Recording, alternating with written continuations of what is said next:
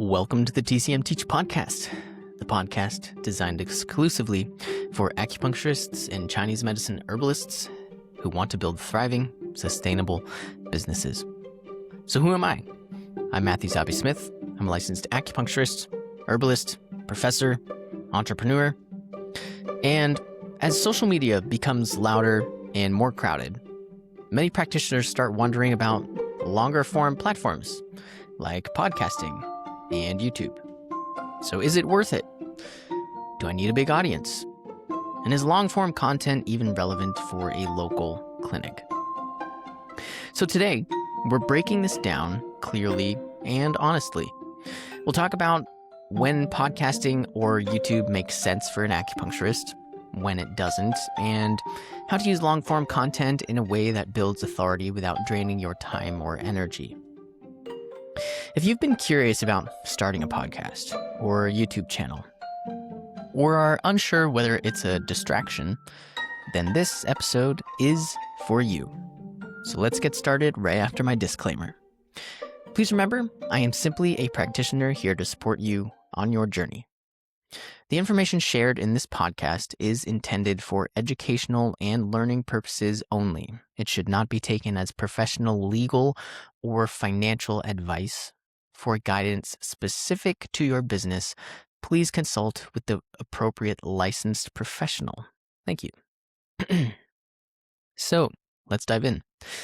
The role of long-form content in a healing practice.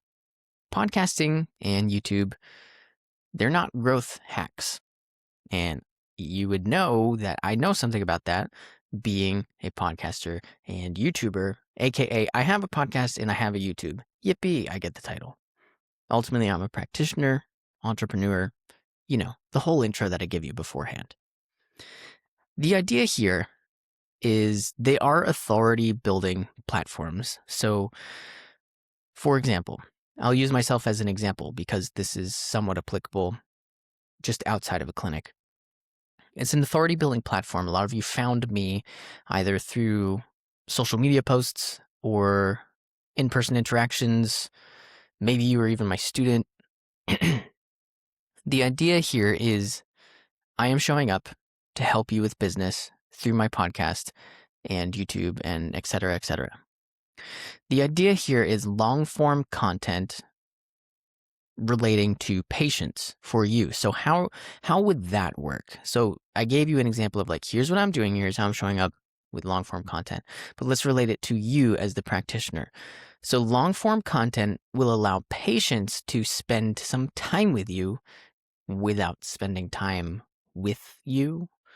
So you want to understand that just because you're not physically with them, they're getting to know you through your content.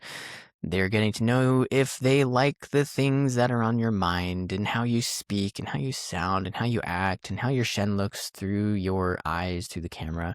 Yes, there's AI all over the place now, but yes, I am a real person really speaking to you here. Take it or leave it, I guess. I don't know how else I would prove that, but I am here. The idea here is patients will get to understand how you think, and they will get to feel your presence and your philosophy. And that really matters with a practitioner, especially in holistic medicine. A patient has to feel aligned with who they're working with, because if they don't feel listened to, if the shen is not open, if the shen is not healed, then healing cannot take place. We have to remember that as practitioners. So most people won't listen or watch everything, but those who do are often your best patients, or at least advocates for your clinic. Long-form content does build depth. It does not do things quickly. It is not about speed, but as you grow this library of episodes or informational topics, then maybe answering common questions or things about certain issues you can send to patients, be like, hey, I already made a video on this. Here you go. See, that could be helpful. Or if you want, you could even charge for it. For example, you have a patient who has really bad shoulder pain. You've treated so many shoulder injuries and you gave a whole at-home protocol for at-home shoulder injuries that you can send your patient for $5. They're already your patient. You just made more money. You're welcome. So, podcast versus YouTube, which fits your practice? And you can do both. I do both. I take this podcast and I put it on YouTube and I distribute it to all the major podcast platforms. I just do it once and I get to go everywhere. So here's the thing. Podcasting is audio only. You don't have to roll a camera like I do. It's a low production barrier, great for teaching and conversation, and ideal if you prefer speaking over being on camera. Again, you can do both, but there is this extra added lens, no pun intended, when you're rolling video as well. So with YouTube, it's visual and audio. So the stakes might be a little higher. People may judge how you look a little more or how you dress, whatever. Higher trust building potential as a result of video. It requires a little more setup and it is ideal for demonstrations, explanations, and visibility. So that's why YouTube can be good.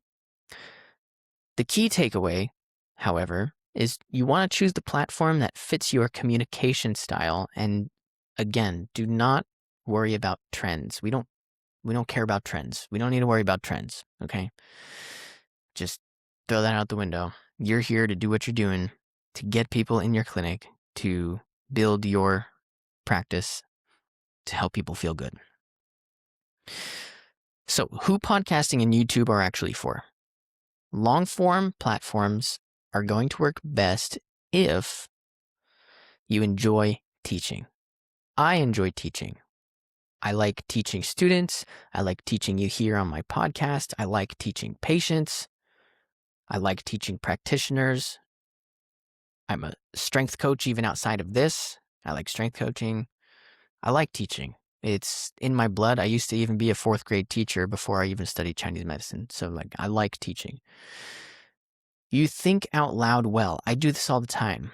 So much of my podcast is not even scripted. Yes, I have notes of all the things that I want to share with you, and I go through them, but I also like adding in personal anecdotes, and I think out loud. Or when I'm teaching at a TCM school, I'm thinking out loud all the time, like, oh, I wonder if, oh yeah, that's a good point.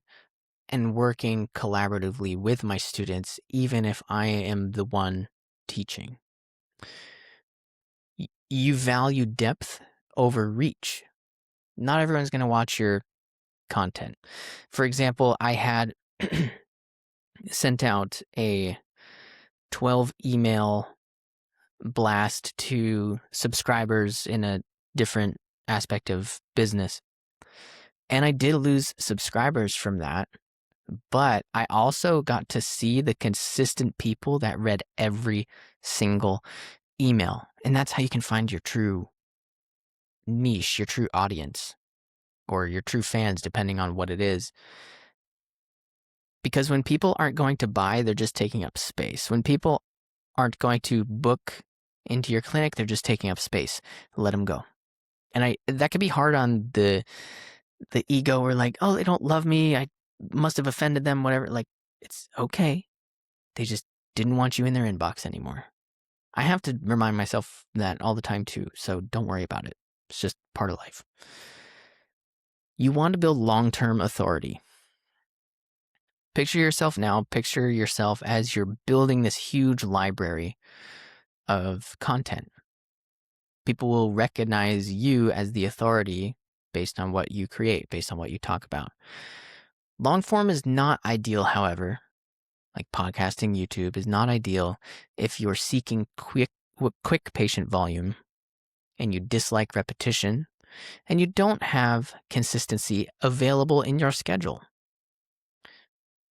You want to create something that's going to help you, not burn you out. The long form stuff can be really great if you're an educator, if you're trying to add another aspect to your business, or if you're trying to create more resources for your patients. I think long form is fantastic. It is a lot of depth, education, learning material that you can't get from a 10-second short or TikTok or Instagram reel. You have to think long term if you're going to do long form content. Content that works best in long form would be patient education, your philosophy of care, case themes without the key HIPAA details. You don't want to violate that. Thinking about common misconceptions, how you think through treatment decisions. I would argue even some of those you could fit into short form content, but long form content is like find your niche and like just talk about it. Even if you start rambling off, you'd be surprised how many things you know that other people don't. You're not teaching protocols. Again, you're not talking to practitioners when you're speaking about your clinic. You are teaching perspective. You are getting someone else to recognize that they are seen, they are heard, and you are the person that sees them. You are the person that hears them. You are ultimately the person that can help them. Ultimately, the perspective is what's going to build the trust.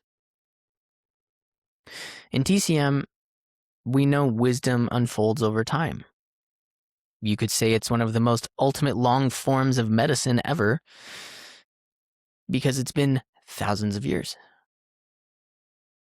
Podcasting and YouTube are about accumulated knowledge. They're about being able to articulate things clearly that may not fit easily in the Western world, the concepts. And through it all, you want to have a calm presence because that's going to show your confidence. Long-form content essentially allows the Shen to be felt fully by the listener or the viewer. You're not trying to convince someone. You are allowing resonance. I remember when I have lectured Oriental medicine and Western physics like so many times, and we talked about resonance frequencies and why that relates to Chinese medicine and how resonance frequencies in things like Qigong, Tai Chi, acupuncture, even herbs, finding the right resonance frequencies, because once you nail it, the healing takes place so easily and effectively and simply. You're trying to create resonance with who you're speaking to. A sustainable long-form content strategy example I can give you would be something like you don't need frequent episodes. So for me, it's once a week. That's what I do here.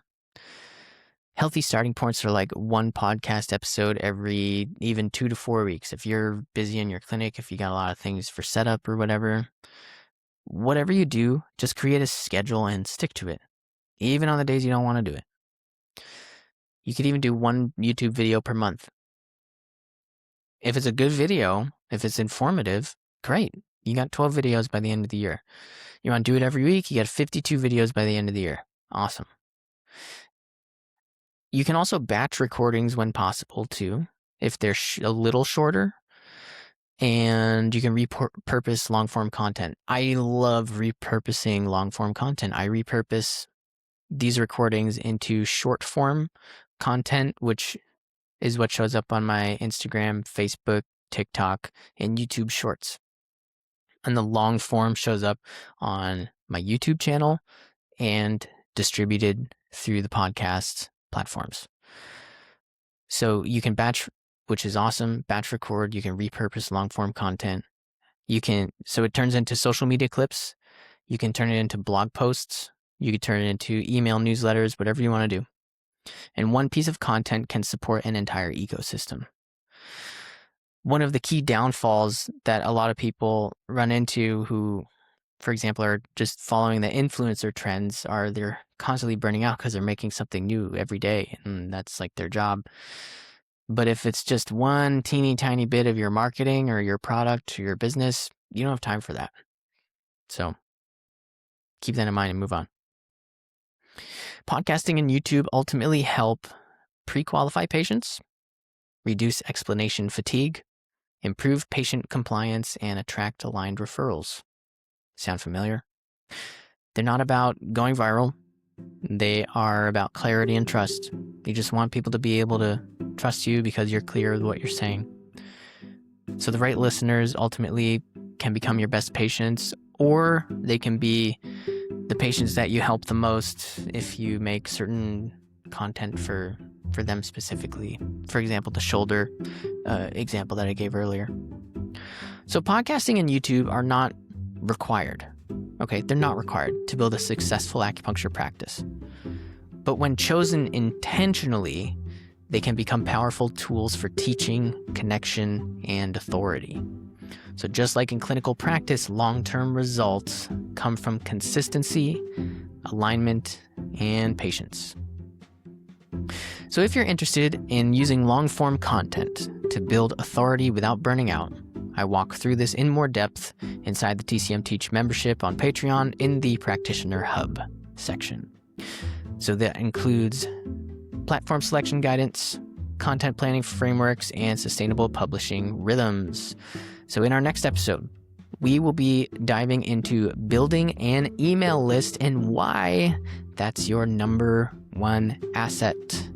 Until then, thank you for tuning in to the TCM Teach podcast, and we'll see you next time. 谢谢。